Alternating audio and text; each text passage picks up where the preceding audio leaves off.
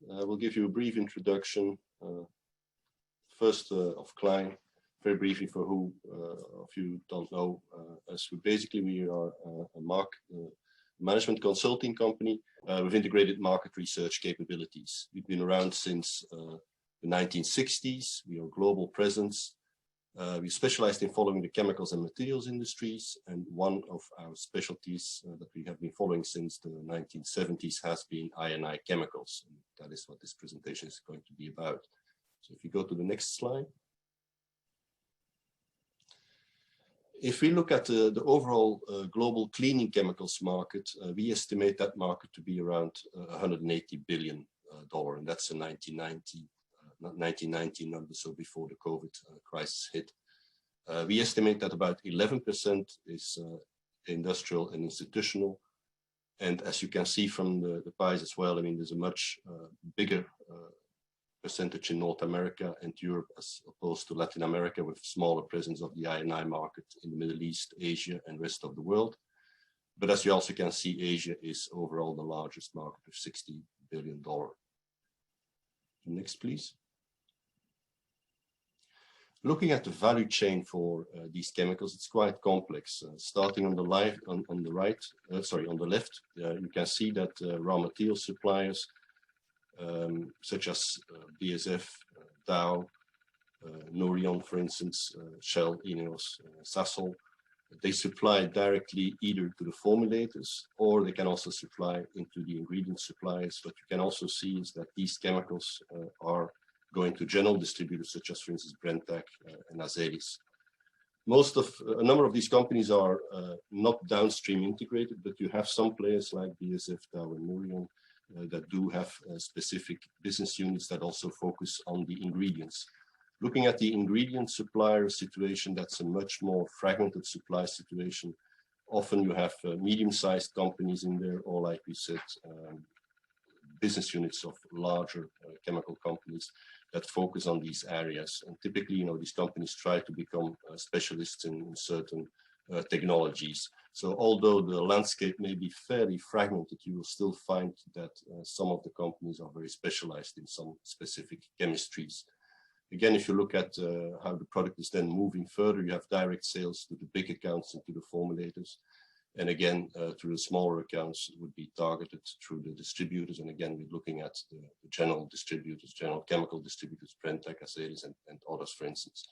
And then we come at the level of the formulators. And here, there's two very distinct sort of segments. The I&I segment is a very fragmented supply situation with two global leaders, Diversey and Ecolab. We'll show you some market shares or estimated market shares that we believe that these companies have. But then that's followed by some medium-sized players that may have a presence in 1 or 2 or 3 countries, but a very fragmented supply. The barriers to entry in the I&I formulating market is actually fairly low. These companies also spend a lot of effort on personal relationship building as well as on technical support, with the smaller accounts typically targeting for the smaller end users, and the large accounts like Diversey and Ecolab, they would typically work with large hotels, chains, large hospital groups, or also cleaning service companies, which is also a channel, as you can see, to serve the end market. What you see as well is that there are quite some sales here also through distributors, and these are specialized distributors, and maybe janitorial distributors, or they may be other distributors that focus on specific industry segments. The branding is less important in the I&I segment, and that's quite different compared to the household formulators, where obviously, you know, these companies have spent a very large amount of effort and money in order to develop their very strong brand names. It's a much more consolidated market. I mean, everyone knows these big brand names. They can also put much more price pressure onto their suppliers. So it's quite a different dynamics that play in these two segments. Household formulators, of course, they don't give any technical support. They just focus primarily on product development as well as on marketing efforts and improving their brand position. Their sales go, of course, through the retail channels, and there is also consolidation happening. So you get more stronger sort of purchasing power from these companies. Also, a lot of these retailers, they have their own brands, and that also puts additional pressure onto the household formulators. But overall, we see much more price pressure within the I&I formulator segment as opposed to the household formulators. So that gives you a little bit of snapshot of what this industry looks like. If you can go to the next slide. We'll now focus a bit more on the I&I market. Yes, and as you can see, it's a $21 billion market, whereby the dish care accounts for about 30% of the market share. We have then the hard surface cleaners and the hand care, which are similar in share. Again, this is a number before the COVID crisis. Obviously, hand care has grown dramatically, and we have been following these developments as well through our studies. But we haven't finalized the numbers yet, so that's why these are still numbers from the year before last, I should say. Next segment is the laundry care, and then we have floor care and other products such as air fresheners, carpet products, etc., and also some disinfectants. Next slide. Looking at the supply, as I indicated previously, the market is very fragmented. You can see this is a snapshot of actually the North American market. You can quite clearly see here that Ecolab really has been able to consolidate the market and build up a very strong presence both in the food service as well as in the laundry market. It's really, a very strong number one player with a big distance followed by the number two player. But still some fragmentation left there. If you compare that to the janitorial market there, we see Diversey with a large share, but by far not as large as, for instance, Ecolab is in the laundry and the food service. So much more diverse market, which is not that surprising because you obviously have a lot of small customers also in the janitorial segment, whereby also the customer base in the food service and the laundry, specifically in North America, is already quite consolidated. As I told you, this is a snapshot of what is happening in North America based on research we do there on a regular basis. If you can go to the next slide. To illustrate that, the same picture is also happening also in Europe as well as in Asia, where we have done quite a lot of proprietary work. Slide on the left is work that we've done on the hand care market, very large number, very fragmented number of suppliers there. And the slide on the right is actually some work that we've done in China, and there you also see a very large number of players active in these segments. So with that, I conclude the introduction.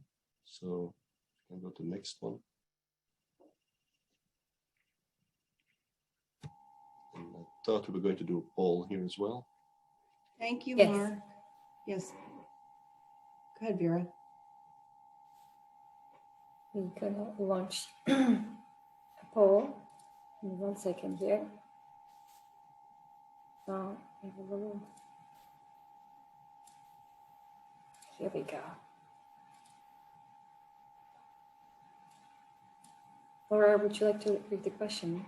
Sure. Hi, everyone. This is Laura Maecha. Thank you for joining us today. As you can see, there's a polling question on your screen. What change to cleaning and hygiene practices was the most prevalent among industrial and institutional end users as a result of COVID? So I manage our syndicated studies in the area of I&I cleaning products. And last summer, we did a large scale structured survey of over 500 end users. And we asked them a lot of questions around changes that they made related to COVID, changes that they made in hand care at their facilities, and how the pandemic was impacting them. So I'm going to share some of those findings with you today, but I thought it would be interesting to sort of see, what the audience thought was the most prevalent change. Okay, and I'm going to end the poll right now. It looks like everybody stopped. Laura, I hope you can see the results.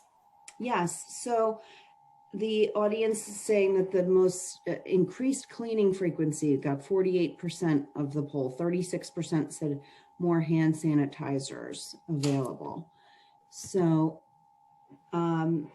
actually, it was the reverse in our survey. 75% said they increased the number of hand sanitizer locations, and we saw huge gains for hand sanitizers specifically, and also hand soaps last year as a result of just tons of bottles of sanitizer being available in portions of buildings where you normally would not see it in the past.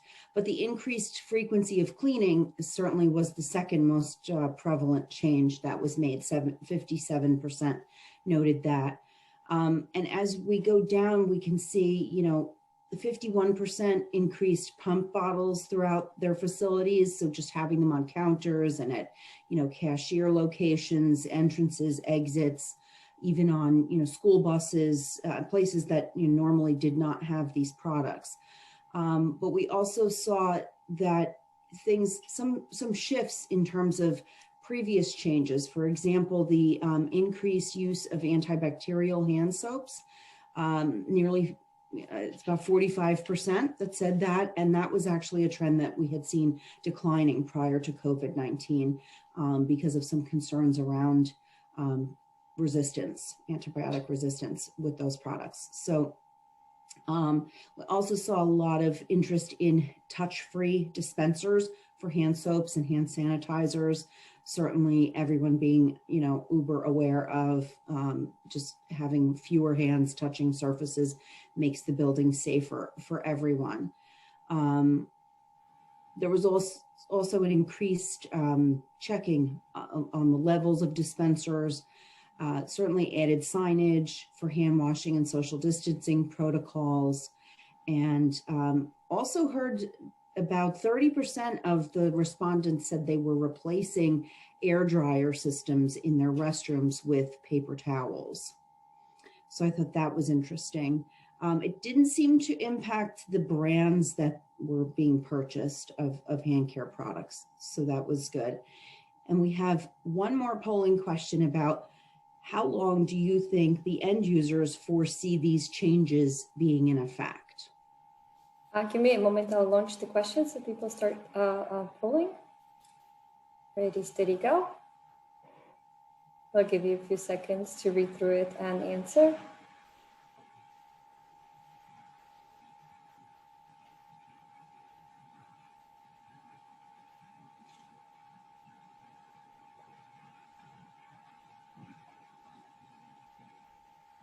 Well, this is clearly an exciting question because you've got more voters on this one.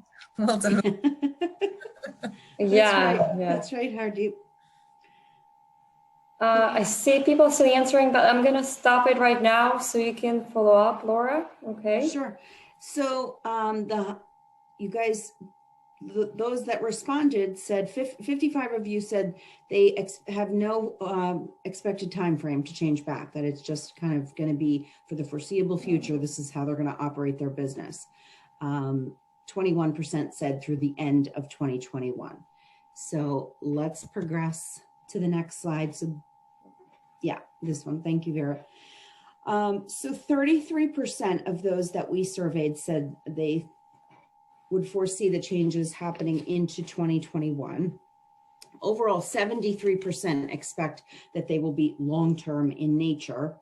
But if you look to the right here of the bar, 22% of that was the average of all the people that answered this question in our survey, said that they don't foresee a change for the they don't have an expected time frame.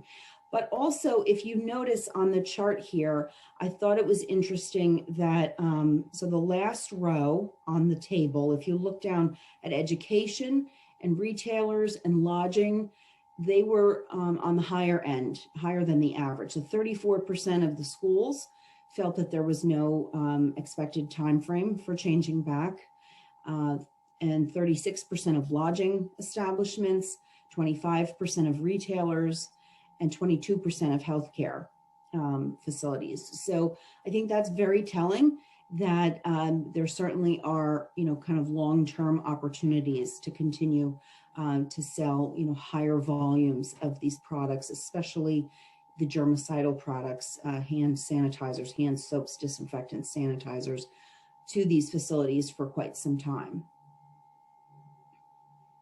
Okay, Vera, let's go on to the next slide.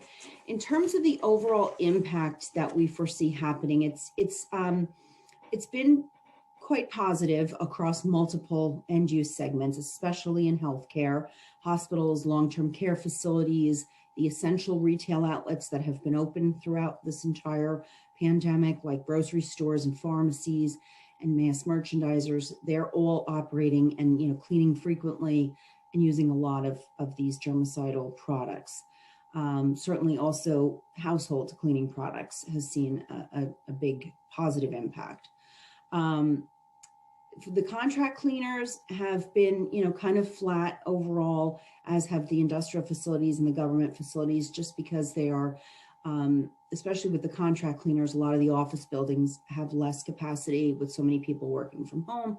So there's just been less need. There was initially kind of a stockpiling of supplies and ingredients, but they haven't, you know, had as much of a need for cleaning. And then, you know, all of the kind of travel and leisure types of end use segments like restaurants and hotels, they certainly have seen more of a negative impact due to closures. And also, you know, any of the what I would call appearance improvement categories have certainly seen some negative to, you know, flat performance. Things like furniture polish, you know, carpet care products, air and odor control. These things are nice to have, but certainly are not about killing germs. And really, from our research, what we have found is that has been kind of the biggest paradigm shift from this whole thing, is that prior to COVID-19, facilities were being cleaned for appearance primarily. Buffing of floors, you know, making sure there was no dust visible on surfaces. Now they're being cleaned for health and for the safety of the building users. So it's very much a shift from being done after hours and sort of in the background to now being front and center. Being done during business hours actually makes, you know, employees, patrons, and other building users feel confident that they're in a place that's safe for them. So in terms of the long-term impacts, we do expect that the healthcare sector will continue to drive stronger than normal growth, as will the essential retail outlets and the households cleaning. Contract cleaners, industrial facilities, government will eventually, you know, come back to regular growth.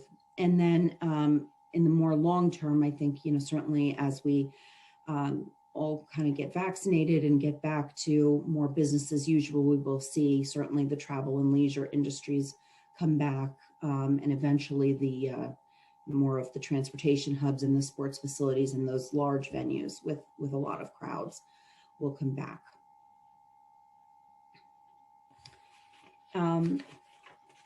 So my esteemed colleague Hardeep is going to discuss opportunities with you, but I wanted to point out just some of the challenges that we have seen over the last year. Certainly everyone is dealing with supply chain shortages for ingredients, for packaging components. And so that has certainly impacted to some extent, you know, the stockpiling goes hand in hand with that, because when there's empty shelves, that's when people start, you know, panicking and buying lots of stuff. So we certainly saw that in the away from home market as well, where even if a facility was operating with limited capacity or was being closed for portions of last year, they certainly stockpiled. We've heard it averages about 3 months worth of hand soaps and disinfectants. So I think eventually that will serve to kind of flatten some sales growth in the marketplace, because eventually these facilities are going to have to use down those stockpiles. Certainly the school and business closures was a big impact on the industry, and continues to be. And, you know, until they kind of come back to a business as usual situation, that will remain a challenge. We've certainly seen reduced travel among consumers. Work from home will, you know, may continue over the long term, and so could impact the occupancy of office buildings over the long term.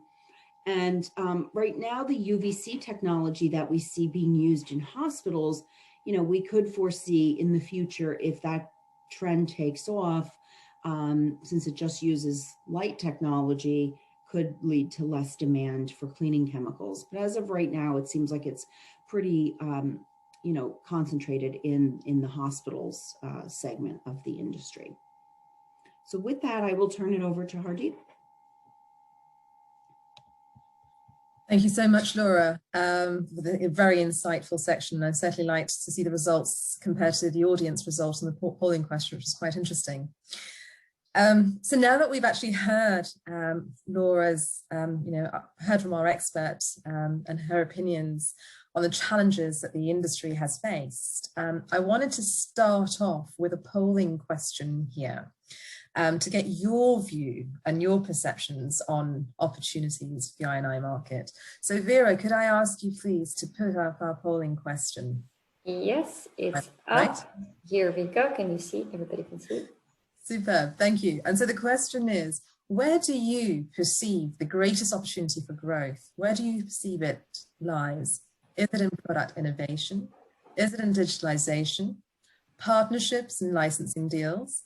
Or is it in improving manufacturing footprint and competitiveness perhaps? Or is it in optimizing portfolios or through consolidation through mergers and acquisitions? So not too many people voting here, unfortunately. Clearly not a popular question, so we can try and excite people further. Still can people, yeah, people still answering. 25, we've got 25. Okay, oh, we got 27. Okay, we're not hitting the 33 that Laura hit. Okay, super. Okay. So it's ending now. Thank you. So we've got 27 folks who have voted here, and it would seem that the majority of the audience perceive that the growth opportunity actually does lie in product innovation. To some extent in digitalization, as well as, of course, in improving one's manufacturing footprint and manufacturing competitiveness, essentially. So great. Okay, well, it sounds like you guys are in line with my own thoughts on this. So so where do we foresee opportunities for I&I? Certainly in product development, which arguably is product innovation, of course. And underpin that, we've seen developments in, as Laura pointed out, in UVC light technology, which is used in tough to disinfect surfaces and was expected to be really taking off in the healthcare sector. We're also seeing developments in terms of electrostatic spraying mechanisms for public spaces more so. Then there's the misting for disinfecting, also in public spaces. So there's still a lot of room for product development to be taking place, and improvement, for disinfection. In addition to that, you could arguably talk about, within product development, you could talk about digitalization, whereby digitalization is enabling smart solutions and automation, but is that in the near term or is that in the longer term? Yet remains to be argued. Digitalization's also had an impact in terms of channel distribution. So at the beginning of this very webinar, we asked a question in terms of your areas of interest, and certainly e-commerce has really added value, to get materials out to I&I customers, essentially.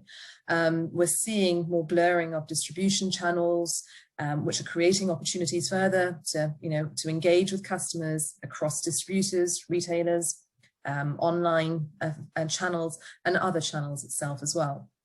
So there's digitalization, and then of course there is the opportunity for market consolidation, which arguably would enable portfolio consolidation as well. And so the market consolidation could certainly still be taking place potentially in the US janitorial market, which remains a fragmented space, but also in Europe and the rest of the world, where across the I&I industry, the industry does remain very fragmented indeed. So there's product development, digitalization, market consolidation, and of course, another hot topic at the moment, which has certainly been spurred by the dirty word of COVID, is sustainable ingredients and materials. So there's a big drive for sustainable ingredients, including botanical actives, and I'm hoping we've got a few folks on the line here who are quite active in the space of bioactive ingredients from things like thyme, rosemary, juniper, lavender, citrus, and also you've got the likes of lactic acid being used in cleaning ingredients and so forth as well. And then, of course, there are the partnerships and licensing deals, which can enable growth as well.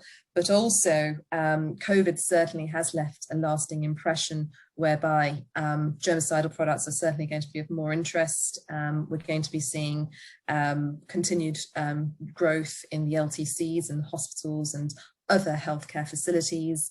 And then, of course, when things start to open up more, we're expecting, COVID to certainly have left a lasting impression, and seeing increased cleaning operations taking place in BSCs, restaurants, educational sectors, as well as many other public domain areas. So that's where we see different types of opportunities.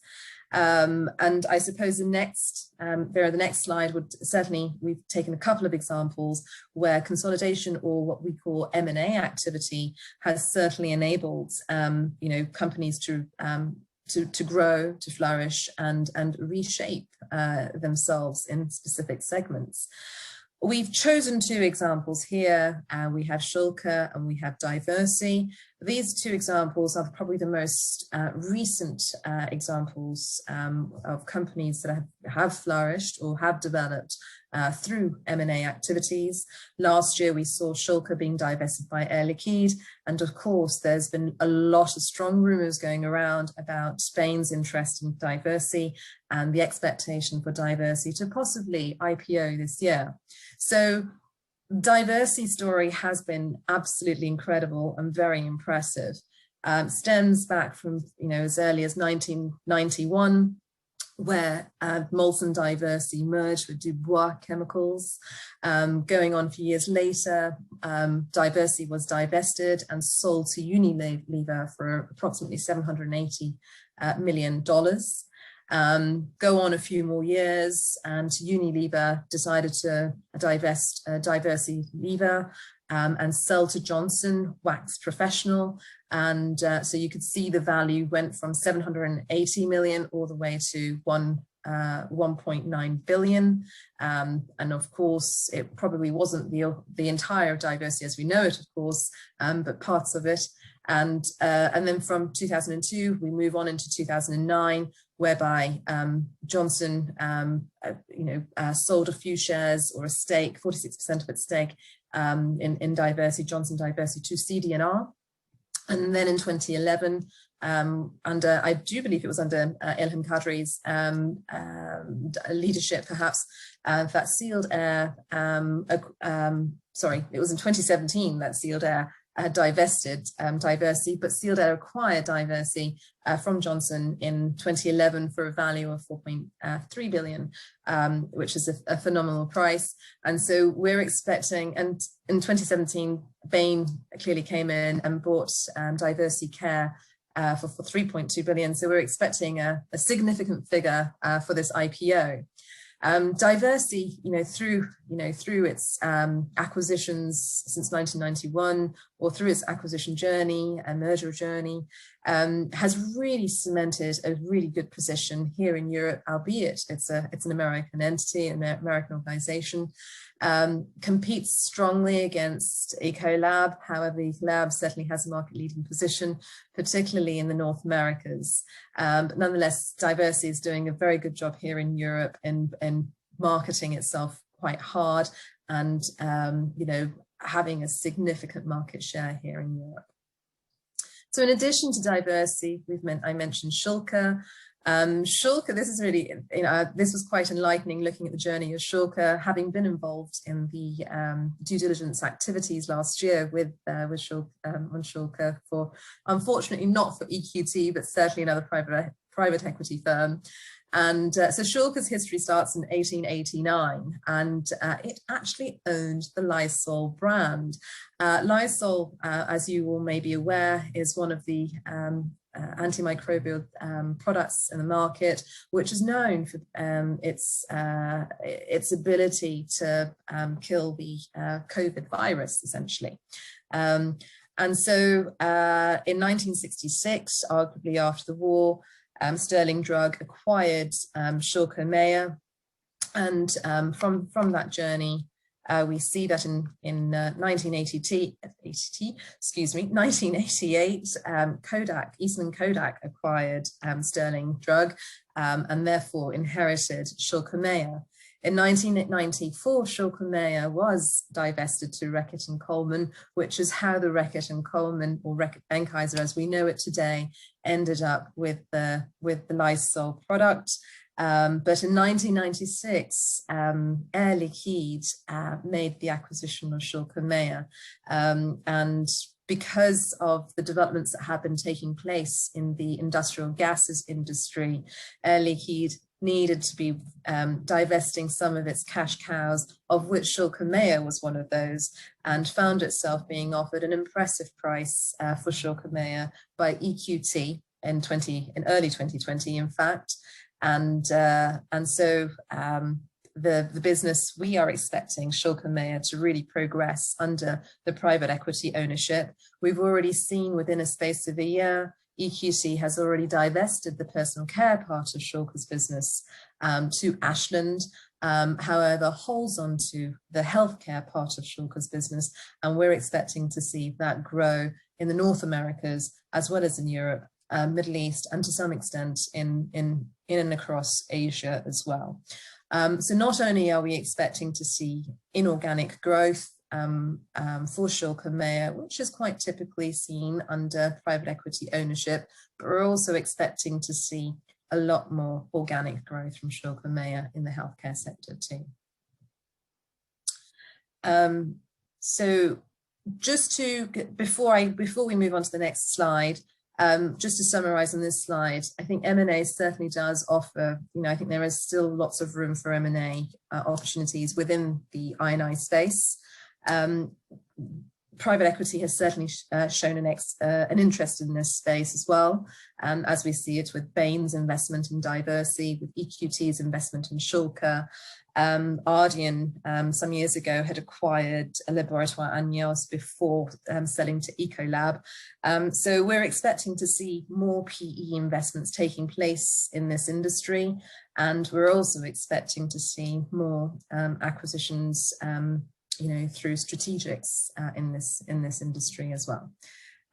So yes, so to follow on that, we've got a slide where we're profiling again Diversey, and the reason why we're profiling Diversey here is again to demonstrate that this is a business that has grown quite phenomenally. It's got a very strong presence in the US janitorial and housekeeping sector, and certainly is an exciting space for those who might be thinking about buying shares.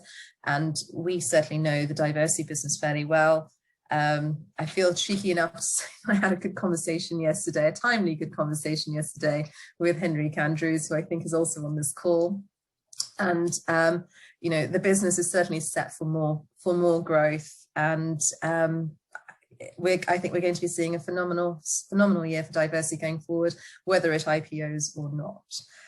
So we'd certainly love to speak to you going forward about your interests in the growth opportunities that the I&I industry faces, be that in developing your e-commerce strategy, be that in helping you develop your sustainability goals or meeting your sustainability goals and objectives, looking into partnerships. We certainly have been approached by clients who are looking for partnerships to help with launching their sustainable products as well.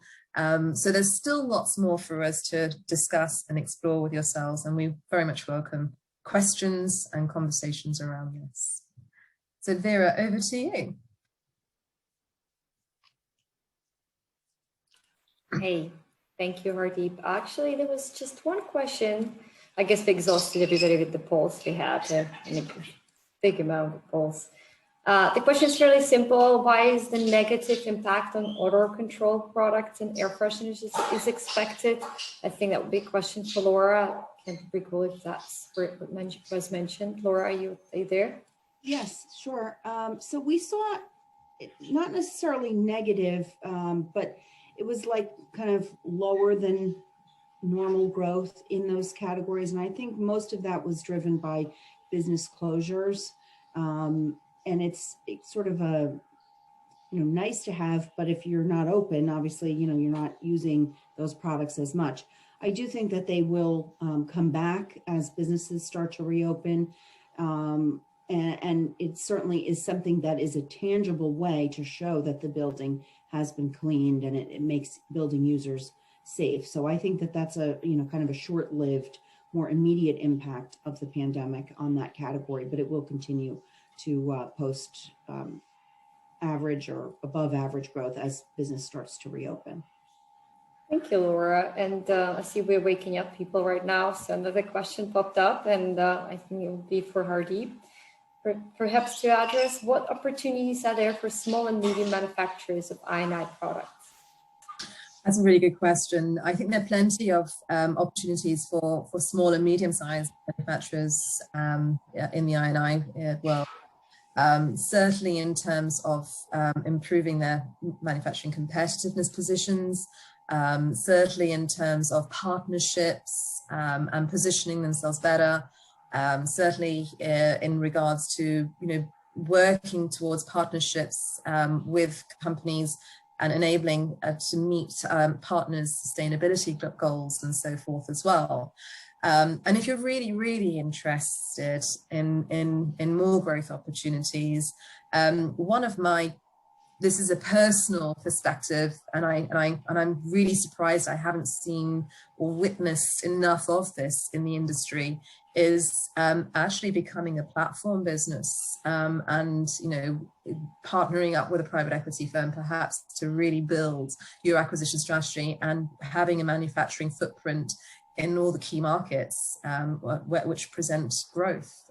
So yes, there's plenty of opportunities for small to medium manufacturing facilities for sure. And feel free, the next slide actually, Vera's got our contact details.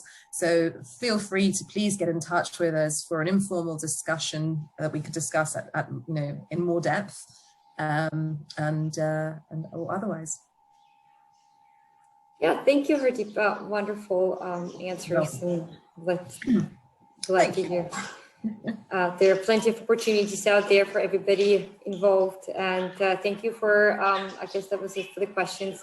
Thank you for attending our webinar. We hope if you have any additional questions, you connect with us via this, you can see the contact information in front of you, or you can always respond to the email you'll receive as a follow-up, and I will navigate towards Hardeep, Laura, or Mark, so they can help Laura.